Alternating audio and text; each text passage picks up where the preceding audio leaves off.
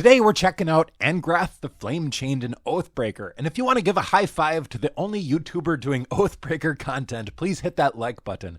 So Angrath costs 5 mana and starts at 4 loyalty. +1, each opponent discards a card and loses 2 life. -3, gain control of target creature until end of turn. Untap it. It gains haste until end of turn.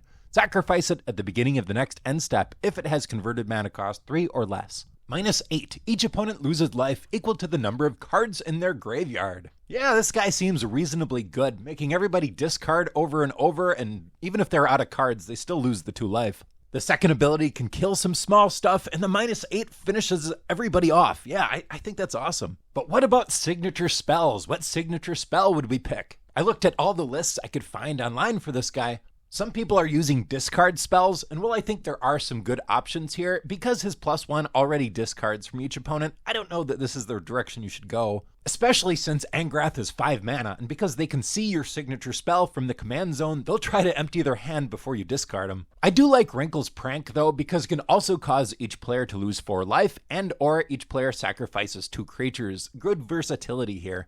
A wheel effect could be a really interesting choice here too, because it fills up your opponent's graveyard for use of that -8. You could build the deck with things that trigger when players discard, graveyard effects, stuff like that. Or a mill signature spell, Dread Summons for X black. Each player mills X cards. For each creature card put into a graveyard this way, you create a tapped 2/2 black zombie creature token. Or Breach the Multiverse for 7 mana. Each player mills 10 cards. For each player, choose a creature or planeswalker card in that player's graveyard. Put those cards onto the battlefield under your control.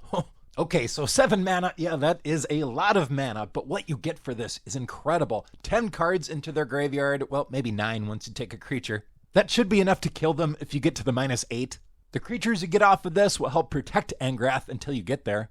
And if you can't get there, just kill him with the bomb creatures that you got. Personally, though, I would pick a Threaten effect. That is a steal a creature till end of turn effect.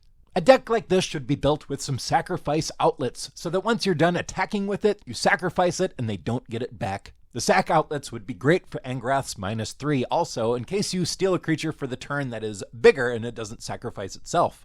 I've played against a version of this deck before, a Threaten Angrath the Flame-Chained deck, and it was annoying. I wouldn't say it was overpowered, but it was definitely annoying. Now, if you're more of a Vorthos player and you want a thematic spell, Angrath Rampage is what you're looking for. For black-red, choose 1. Target player sacks an artifact, target player sacks a creature, target player sacks a planeswalker. Nice and versatile, and that last one is especially good in Oathbreaker. I've done a whole bunch of these Planeswalker ideas videos, so if you want to see some more, here's some more. And if that's still not enough for you, subscribe, because I've got more and more of these coming out all the time. Thanks a lot for watching, and I'll see you next time.